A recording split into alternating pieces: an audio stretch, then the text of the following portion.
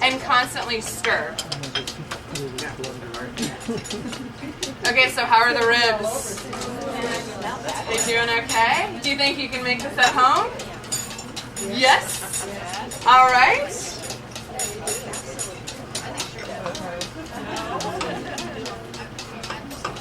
Short ribs are absolutely fantastic. I love them.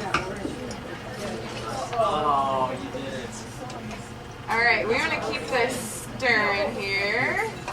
Now our objective is to get it to a consistency that is what we call nappe, or it'll stick to the back of the spoon just slightly. Kind of like a real loose pudding is what we're looking for as the final product. But if we take it too far, it's going to be like the coming on too strong with the milk and the eggs earlier. It's going to curdle, and it won't create a good product at the end. So We lost the whisk. you lost the whisk.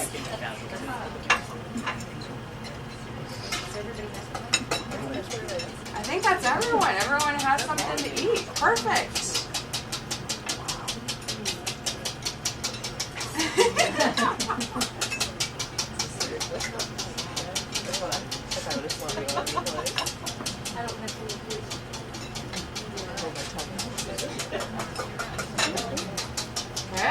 Good. Okay, so now make sure that you taste that wine with these short ribs. It's a very good compliment.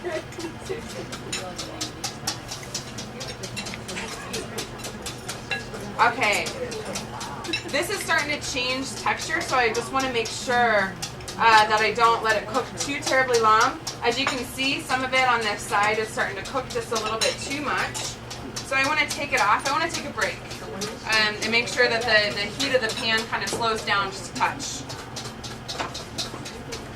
But it's still not cooked all the way, so I'm going to return it to the flame shortly.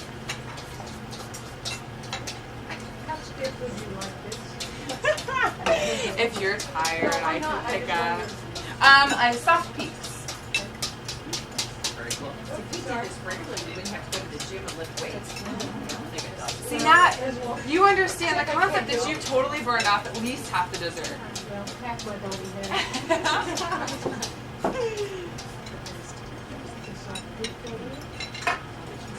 Oh, I think soft piece, Jeff. What do you think? I think that is perfect. All right, can we give a hand for the whipped cream? It was a joint effort. All right, this is exactly where I want it to be. Let's see if I can't find a spoon or a. I have a little fork here. Actually, I have a big spoon, so that'll probably work. When I mean nappe, see how it sticks to the back side of the spoon? That's nappe. That's perfect. So at this point, you're going to add your gelatin. And the gelatin is turned from those stiff sheets to this nice lump of goo. So just toss that right on in. And you want to do this first because that way the gelatin will dissolve with the warmth of the creme anglaise.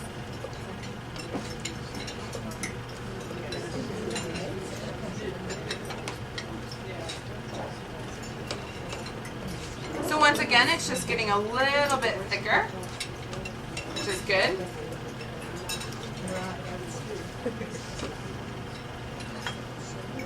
I'm going to go ahead and add some sugar, which should be added to that. I just don't have enough room for it to go in there. So, and then we shall add our strawberry flavor.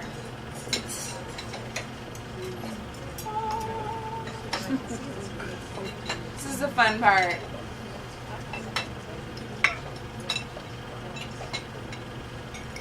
Look at this color. This is just wonderful.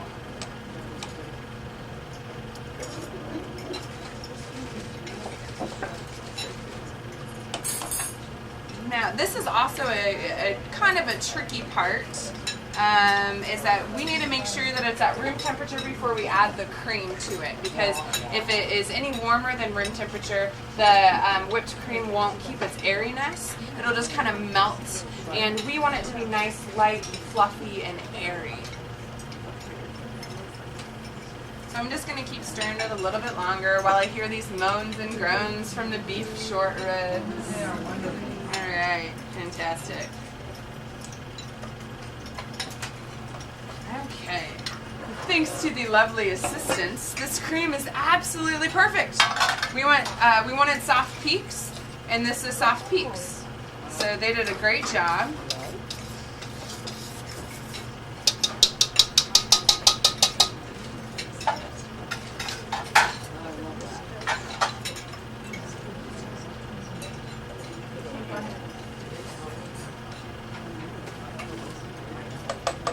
And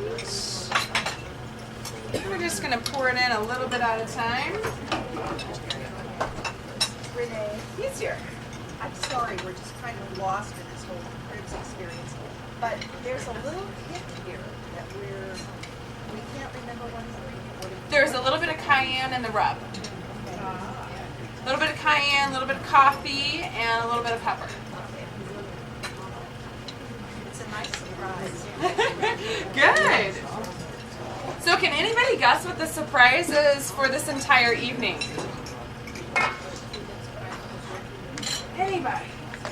Anybody have a clue? Come to my house and cook. Yes, you win. I am extremely happy and proud to tell you that you are eating an entirely gluten-free meal. Entirely. So that is a huge dietary concern lately, and people who don't cook without gluten, they don't know the importance of it, nor do they know that like gluten-free food actually is normal food either. So tonight, you ate completely gluten-free. Yeah.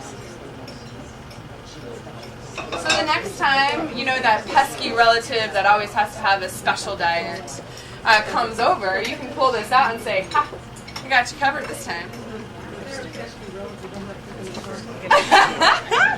I like that. She said if they're a pesky relative, I'm totally not cooking this much for them. Okay, maybe a nice relative with some dietary concerns. Okay, now you'll kind of see this is completely changed in texture. It's changed in color, and it just looks like velvety deliciousness. So you're going to take the cake that we fixed earlier.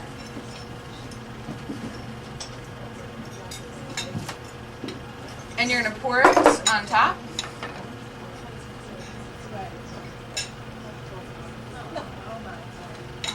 See, now I bet you y'all wish that you whipped the cream.